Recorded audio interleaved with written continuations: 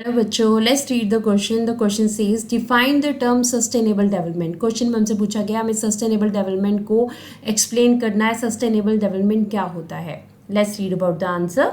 Answer says sustainable development takes place without damaging the environment. देखिए, sustainable development होएगा, आपको development करना है, आपको विकास करना है, पर आप किस तरह से करेंगे? आप अपने इन्वायरमेंट को डैमेज नहीं करेंगे, इन्वायरमेंट को अच्छे तरीके से जो है आप देखेंगे, उसके बाद आप अच्छे तरीके से जो है अपना डेवलपमेंट करेंगे।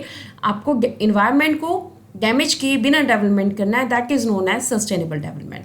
सच development should also not compromise on the needs of the future generation, otherwise it is meaningless. देखिए, आप डेवलपमेंट कर रहे हो, ठीक है, अब इस डेवलपमेंट में भी आपको ये चीज़ का ध्यान रखना है कि जो फ्यूचर जनरेशन्स हैं, जो भी आने वाली जनरेशन्स हैं, उनके लिए भी रिसोर्सेज आप यहाँ पर छोड़ के जाएं। ऐसा ना हो कि आप जो है सस्टेनेबल डेवलपमेंट कर रहे हो, आप यहाँ पे भी जो है रिसोर्सेज को यूज़ किए जा रहे हो, फ्यूचर जनरेशन के लिए भी कुछ नहीं आप छोड़ रहे हो, तो सस्टेनेबल डेवलपमेंट जो है वो मीनिंगलेस हो जाएगा, उसका कोई भी मीनिंग नहीं रह जाएगा। तो what does it mean? Sustainable development means आप इन्वायरमेंट को डिस्ट्रक्ट मत करें और डेवलपमेंट करें, बट साथ साथ में जो फ्यूचर जनरेशन्स का भी अच्छे तरीके से ध्यान रखें, उनके लिए भी रिसोर्सेज को छोड़ कर जाएं। सो हम कैसे सस्टेनेबल डेवलपमेंट ला सकते हैं? देखिए, इन्वायरमेंट डिग्रेडेशन को अगर हम रोक सके तो हम सस्टेनेबल डेवलपमेंट ला सकते हैं। अब इसके लिए कौन से स्टेप्स हम कर सकते हैं? Measures to control the environment degradation. Environment को डिग्रेड होने से कैसे बचा सकते हैं? सबसे पहले तो रिसाइकलिंग ऑफ वेस्ट मटेरियल, कि हम जो है वेस्ट मटेरियल जो भी है हमारा, उसको रिसाइकिल करें। जैसे प्लास्टिक है, हमारे पास पेपर है, इनको अगर हम रिसाइकिल करेंगे तो हम इन्वायरमेंट को काफ़ी हद तक जो है वो बचा सकते हैं इन चीज़ों को दोबारा यूज़ करके।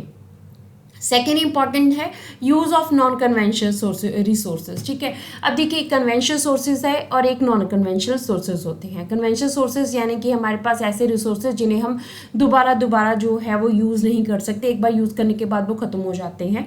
अब ये कन्वेंशनल रिसोर्सेज इन्हें इसलिए भी कहा जाता है क्योंकि हम पुराने समय से जो है काफ़ी टाइम से यूज़ कर रहे हैं, जैसे कि फॉसिल फ्यूल हो गया, इन्हें नॉन रिन्यूएबल रिसोर्सेज भी कहा जाता है।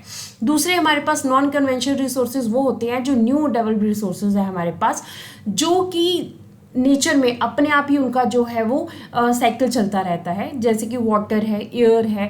तो इनसे हम क्या कर सकते हैं? नॉन कन्वेंशनल रिसोर्सेज को अगर हम यूज़ करेंगे तो हम कन्वेंशनल रिसोर्सेज को बचा सकते हैं।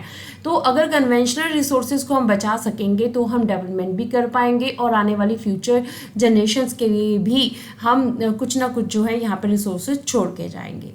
सो इस तरह से हमने सस्टेनेबल डेवलपमेंट के बारे में पढ़ा कि हमें डेवलपमेंट करना है पर हमें इन्वायरमेंट को डिग्रेड नहीं करना है, और अगर हम रिसाइकलिंग करेंगे, नॉन कन्वेंशनल रिसोर्सेज को यूज़ करेंगे तो हम सस्टेनेबल डेवलपमेंट को बहुत अच्छे तरीके से इम्प्लीमेंट कर सकते हैं। So this is the answer of the question. Hopes you understood the question as well as the answer. Thank you.